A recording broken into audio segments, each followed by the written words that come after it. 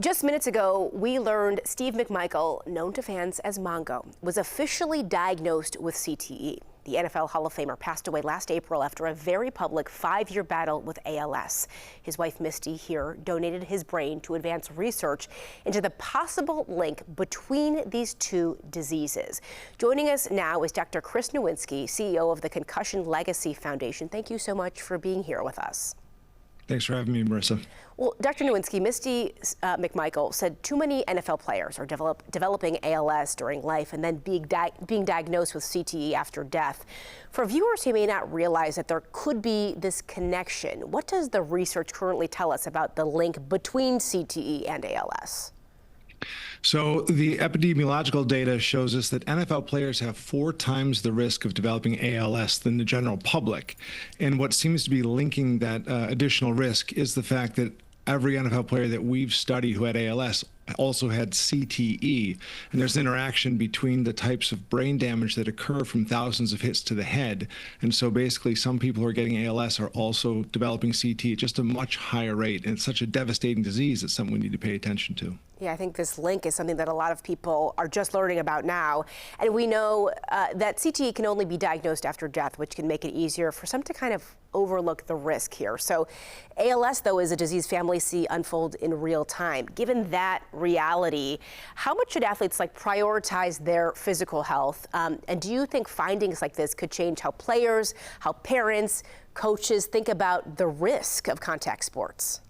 That's exactly the reason to publicize this information. CTE is an entirely preventable disease. If you don't get hit in the head thousands of times, usually through sports, you aren't going to get CTE. And we have to recognize the fact that we've now diagnosed nearly 500 NFL players with this disease, over 90% of those we've looked at, but we're also seeing it in former college athletes and high school athletes. And so it doesn't matter the success level you achieve. Everybody who's playing contact and collision sports like football, rugby, soccer, ice hockey are all becoming at risk for developing this disease. We're not doing enough to change the rules of the sports to make them safer. We have children as young as 5 getting exposed to the risk of this disease, and we need to have a better national conversation about whether we want our children developing CTE or whether we're willing to have a different version of youth sports so that they don't get this. Yeah, okay, that leads me to my next question, because for parents watching, who have kids who are playing football or other contact sports as well, what are the most important steps that they can take today to reduce the risk of long-term brain injury? The kids say, I'm not going to give up playing football. What can those parents do to help their kids?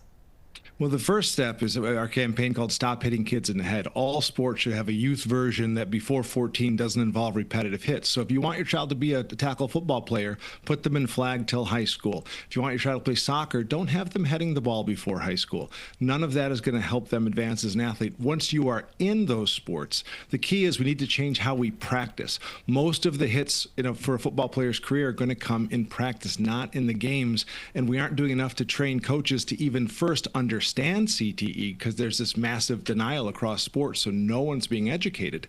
And then how to actually learn to teach these games in a way that won't create the disease in practice. Really good words of advice. Dr. Chris Nowinski, neuroscientist and CEO of the Concussion and CTE Foundation, thank you so much for joining us and sharing a little bit about your research. We appreciate it. Thank you, Marissa.